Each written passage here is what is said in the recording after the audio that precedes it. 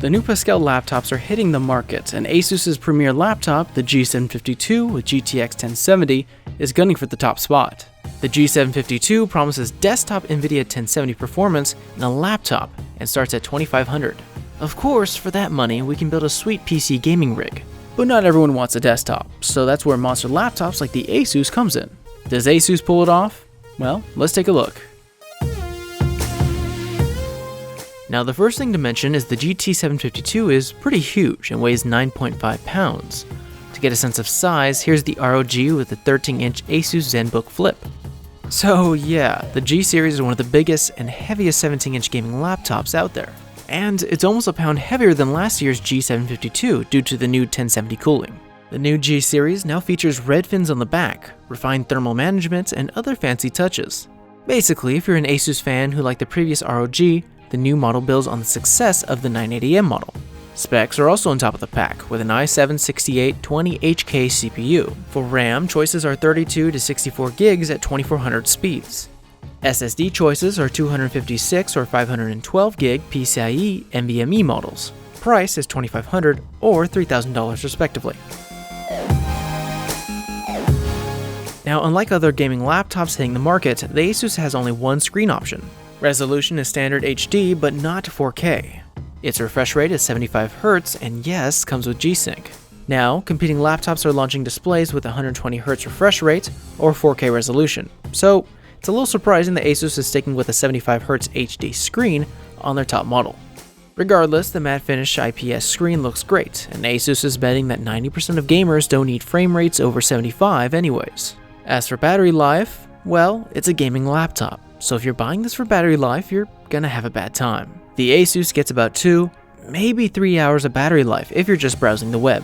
If you're gaming, you've gotta plug it in. As for looks, the G752 definitely got the most amount of compliments of all the VR-ready laptops we have here at the office. Their Titan and copper look is really striking in person, and the new LEDs look great in the dark. So hats off to ASUS for keeping it fly. For performance, ASUS's goal is hitting desktop GTX 1070 numbers without getting too hot or too loud. This is a departure from other laptops on the market at this price point. Comparable large laptops are using GTX 1080 graphics cards, while other 1070 laptops are up to 2.5 pounds lighter. But specs don't tell the whole story. We found some competing slim laptops get extremely hot, even on the keyboard, and they throttle down due to heat. The ASUS is definitely geared towards the best cooling and performance ratio, though you can still hear the fans when cranking the graphics. But compared to the competition, ASUS's 9.5 pound cooling machine does the job. Also, we found the previous G752 to be an all-around great performer for everyday life, and not just gaming. With 32 or 64 gig RAM options, this model, like the last version, makes a lot of sense for 4K editing, CAD, and 3D design. For everyday use, the ASUS's keyboard is one of the best available on a laptop.